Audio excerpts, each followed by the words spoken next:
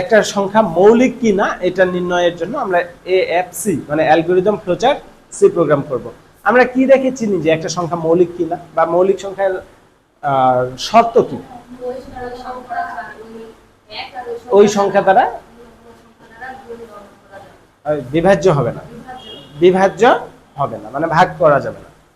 তো আমি যদি 5 কে দেখতে চাই যে এটা মৌলিক কিনা, সেজন্য কি করতে হবে? 5 এর আগে কি কি আছে? 1 আছে, 2 আছে, 3 আছে, 4 আছে। বলছে কি যে 1 এবং ওই সংখ্যা ছাড়া, তাহলে 1 শুরুতেই 1 আর ওই সংখ্যা মানে 5, এগুলো ব্যতীত সামনে যে সংখ্যাগুলো আছে এগুলো দ্বারা ভাগ করে ভাগশেষ 0 আসবে না। তার মানে বোঝা যাচ্ছে সামনের সংখ্যাগুলো দ্বারা ভাগ করে ভাগশেষ বিভাজ্য হবে না, তাহলেই আমরা বলতে পারবো ওই সংখ্যাটাকে মৌলিক সংখ্যা। ওকে, তো একটা সংখ্যা মৌলিক কিনা এটা নির্ণয়ের জন্য যদি আমি এখন ফ্লোচার্টটা আঁকা শুরু করি, ফ্লোচার্ট, তো এট ফার্স্ট কি করতে হয়? স্টার্ট করে দেন রিড করে আমরা কি করব? ওই সংখ্যাটাকে গ্রহণ করব। তাহলে রিড এন, ওই সংখ্যাটা গ্রহণ করলাম, একটাই তো সংখ্যা এজন্য রিড এন। দেন নিচে এসে আমরা এই জায়গায় এবার এটা যা লিখবো সেটা এখন আর বোঝার চেষ্টা করব না। কেন? ওই তখনের মতোই ঘটনাটা, যখন ইউজ করব তখনই এটা জানবো। তো সেট করলাম i ইকুয়াল 2, এইটা বোঝার চেষ্টা করি i ইকুয়াল 2 কেন? কারণ এখানে 1 দ্বারা কি ভাগ করব? কি দ্বারা ভাগ করব? প্রথমে 2 দ্বারা, আর এটা ধারার মতোই কাজ করছে, প্রথমে 2 তারপর 3 তারপর 4, তাহলে বাড়ছে যে। তো আমরা সবসময় দেখছি ধারা যেটা দিয়ে শুরু হয় এটা হয় i এর মান, এজন্য ধারা শুরু হলো i 2 দ্বারা, দেন i এর মান 2, তারপর আসছে আবার কাউন্ট ইকুয়াল 0। এই কাউন্ট ইকুয়াল 0টা আমরা আউট অফ মাইন্ড রাখবো, কারণ এটা যখন ইউজ করব তখনই বুঝবো এটা কি কারণে নেওয়া হলো। ওকে, আপাতত মাইন্ডের বাইরে। এবার সিদ্ধান্ত প্রতীক বলছি n2 i যদি n এর থেকে ছোট হয় তাহলে সে কাজ করবে। n আমরা ধরলাম 5 আর i2, তার মানে কি i এর থেকে ছোট, 2 এর থেকে ছোট সংখ্যাকে আমরা করতে পারবো না, বা 2 কেও আমরা ভাগ করব না। তাহলে এটা যদি yes হয় দেন এ পাশে আসবে, এসে আবার কি করবে? দেখবে যে n কে ভাগ করে i দ্বারা ভাগশেষ সমান সমান কি 0?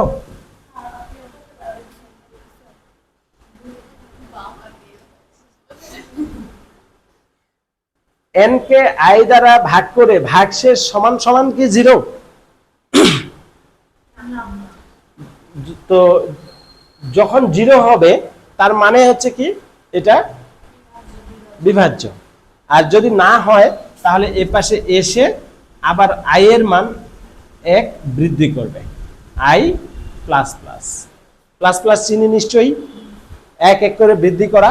তারপর আবার এখানে গিয়ে বলবে i কি n এর থেকে ছোট, যদি ছোট হয় তাহলে আবার এখানে এসে n কে ভাগ করবে i দ্বারা, ভাগ করে ভাগশেষ সমান সমান যদি 0 হয়, যদি সমান সমান 0 হয় তাহলে এই পাশে, আর না হলে এই পাশে আবার i এর মান বাড়াবে। আচ্ছা ধরি আমরা n এর মান 5, n এর মান 5, তাহলে n এর মান 5, i এর মান 2 আসে, বলছে n এর থেকে কি i ছোট? i কি n এর থেকে ছোট? n কত? 5 আর i 2, তাহলে i তো n এর থেকে ছোট হলে এখানে আসবে, এসে কি করবে? n কে ভাগ করবে i দ্বারা, তাহলে n কত? 5 কে i দ্বারা ভাগ করলো মানে 2 দ্বারা ভাগ করলো, i মানে 2, তাহলে 2 দ্বারা ভাগ করলে ভাগশেষ কি 0? না হলে এই যে 9 এর দিকে আসছে। এবার i এর মান কত হবে? i এর মান এখন হবে 3, বলছে i কি n এর থেকে ছোট? ইয়েস, তাহলে এখানে এসে এবার আবার 5 কে ভাগ করবে i দ্বারা, ভাগ করে ভাগশেষ কি? আমাদের অত জানা দরকার নাই, আমার কথা হচ্ছে ভাগশেষ কি সমান সমান 0? না হলে আবার i এর মান বাড়ায় কি করবে? আই এর মান হয়ে যাবে এখন 4। 4 হয়ে বলছে আই কি n এর থেকে ছোট, ইয়েস। তাহলে আবার সে ভাগ করবে 5 কে, ভাগ করে ভাগশেষ কি সমান সমান 0 না। তারপর আবার আই এর মান 1 বাড়াই হয়ে যাবে আই এর মান কত 5। গিয়ে বলছে আই কি n এর থেকে ছোট, ওখানে সমান বলার কোনো প্রয়োজন নাই, সিদ্ধান্ত সমানের কথা বলেনি, সিদ্ধান্ত বলছে কি ছোট না। না যদি হয় তাহলে তুমি চলে আসো এই পাশে, না যদি হয় তাহলে এই পাশে আসো, এসে এখানে এখন চেক করো কাউন্ট যেটা রেখে আসছিলা কাউন্ট কি সেটাই রয়ে গেছে, কাউন্ট কি 0ই আছে, আছে। তাহলে এটা বলে দাও এটা হচ্ছে মৌলিক সংখ্যা।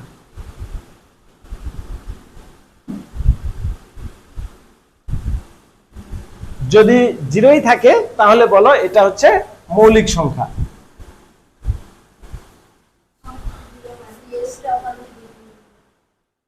ওই এস যাচ্ছি, এখনো তো এই রাস্তা দিয়ে আসার মতো কোনো আমরা কাজ করিনি, এতক্ষণ আমরা দেখলাম যে এই রাস্তা দিয়ে আসে নাই, এবার আমরা এই রাস্তা দিয়ে আসে এমন একটা সংখ্যা নেই।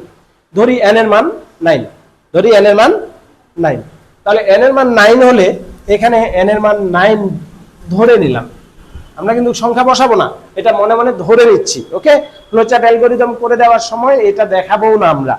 তো ধরি n হচ্ছে 9, তাহলে i কত বলে দিছে, i হচ্ছে 2, তাহলে i n এর থেকে ছোট, i n এর থেকে ছোট, তাই না?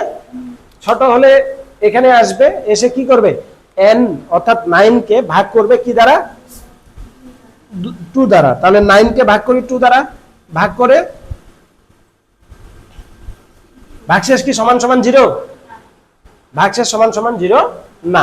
না হলে এ পাশে আসবে, তখন i এর মান কি হয়ে যাবে 3, i এর মান 3। এবার গিয়ে বলছে i কি n এর থেকে ছোট, i এর মান তো 3, ছোট। ছোট হলে এবার তাহলে ভাগ করো 9 কে, ভাগ করে ভাগশেষ সমান সমান 0। 0 হলে কি কোন দিকে যাবে, ইয়েস, ইয়েস এর দিকে যাবে। গেলে এবার আমরা কাউন্টের মানটা চেঞ্জ করে নিব, কাউন্ট প্লাস প্লাস, কাউন্টের মানটা পরিবর্তন করে নিলাম, কাউন্ট প্লাস প্লাস। তাহলে কাউন্ট প্লাস প্লাস হয়ে গেলে দেন কাউন্টের মান 0 রাখে আসছিলাম, ও কি আর 0ই থাকবে? এই সিদ্ধান্তের কাছে যখন আমি নিয়ে গিয়ে বলবো যে কাউন্ট সমান সমান কি 0ই আছে, ও কি বলবে নো, ও বলবে নো। আর কাউন্ট 0 নাই কখন, কাউন্ট 0, কাউন্টের মান কখন পরিবর্তন হচ্ছে, যখন কোনো কিছু দ্বারা ভাগ করে ভাগশেষ 0 হচ্ছে। কাউন্টের মান কখন পরিবর্তন হচ্ছে, যখন কোনো কিছু দ্বারা ভাগ করে ভাগশেষ সমান সমান 0 আসতেছে। তাহলে ভাগশেষ সমান সমান 0 কার আসবে, যারা মৌলিক না, যারা মৌলিক না। তাহলে এখানে কাউন্টের মান পরিবর্তন হয়ে গেছে, কাউন্ট আর 0 থাকবে না। আর কাউন্ট 0 না থাকলে কাউন্টের মান 1 হবে বর্তমান, তাই না? যেহেতু প্লাস প্লাস করছে 0 থেকে হয়ে যাবে 1। এবার বলছে কাউন্ট কি সমান সমান 0, বলবো নো। নো, নো কার জন্য হবে, এটা হচ্ছে নট প্রাইম নাম্বার, এটা নট প্রাইম নাম্বার। ভাগশেষ যদি কারো 0 হয় তাহলে এই রাস্তা দিয়ে যাবে, আর যদি কারো ভাগশেষ 0 না হয়, কারোর দ্বারাই ভাগশেষ যদি 0 না হয় তাহলে এই রাস্তা দিয়ে আসে, বলবে সংখ্যাটা মৌলিক। এবার আসি এই কাউন্ট জিনিসটা কি, দুইটাকে একসাথে সংযোগ করে ইন্ড করে দিলাম। ওকে, একটু ওয়েট করো, তোমরা আগে বুঝে নাও যে কাউন্ট কি জিনিস। কাউন্ট হচ্ছে একটা টেস্ট পেপারের মতো। আমরা কেমিস্ট্রিতে কোন একটা লিকুইডের মধ্যে ক্ষার আছে কিনা এটা চেনার জন্য একটা পেপার ইউজ করি, লিটমাস পেপার না? তো এই পেপারটার যদি কালার বেগুনি হয় তার মানে ওইখানে ক্ষার আছে।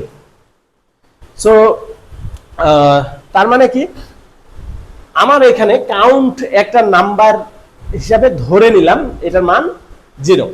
যদি এই কাউন্ট পরিবর্তন হয় তাহলে বুঝে নিতে হবে যে আমার কোনো কিছু দ্বারা ভাগ করে ভাগশেষ সমান সমান 0 আসছে। ভাগশেষ সমান সমান যদি 0 আসে তাহলে কাউন্টের মান পরিবর্তন হচ্ছে, মানে কাউন্টের ওই টেস্ট পেপারের কালারটা চেঞ্জ হচ্ছে। আর কোনো কিছুই দ্বারা যদি ভাগ করে ভাগশেষ 0 না হয় তাহলে আমার কালার যা তাই থাকবে, তার মানে এখানে খারাপ কিছু নাই, এই জন্য কালার যা তাই থাকবে। আর কার ক্ষেত্রে কালার চেঞ্জ হবে না? যার যে সংখ্যাকে কোনো কিছু দ্বারা ভাগ করা সম্ভব হয় না। তাহলে এখানে এসে কাউন্টের মান 0 ছিল, 0ই পেয়ে যাবে, আর পেয়ে গেলে বলে দিবে যে সংখ্যাটা মৌলিক সংখ্যা। বুঝতে পারছো কি? এখানে যে নাম যে কাউন্টেই ধরতে হবে এমন না, তুমি যে কোনো নাম ধরো, শুধু চেক করো যে ওইটা এখানে তাই আছে কিনা। এখানে যে 0ই ধরতে হবে এমনটাও না, তুমি শুধু দেখো যে এখানে 5 ধরছিলা, তো এখানে 5ই আছে কিনা।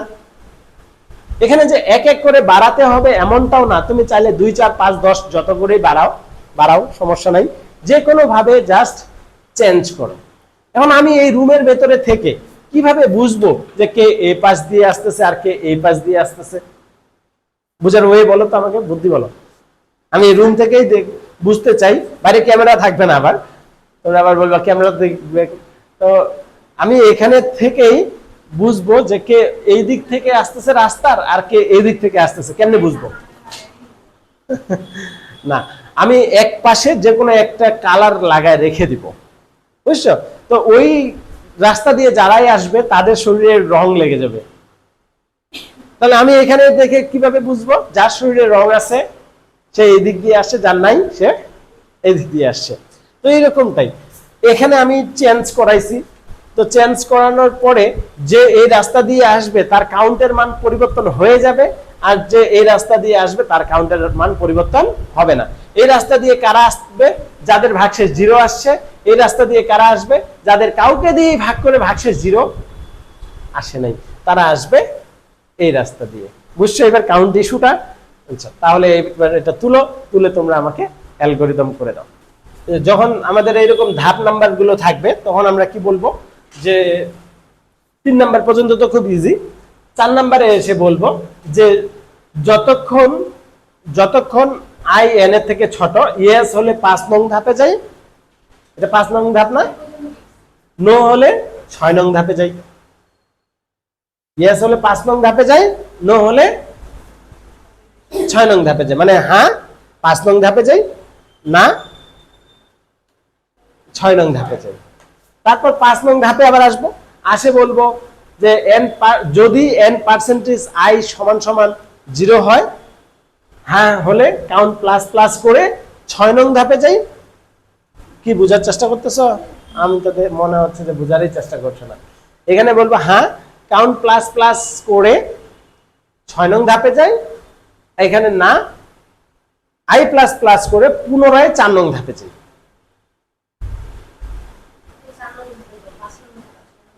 হ্যাঁ, তারপর 6 নং ধাপে এসে লিখবো যে যদি কাউন্ট সমান সমান 0 হয়, যদি কাউন্ট সমান সমান 0 হয় তাহলে হ্যাঁ হলে সংখ্যাটি মৌলিক প্রদর্শন করি, না হলে সংখ্যাটি মৌলিক নয় প্রদর্শন করি।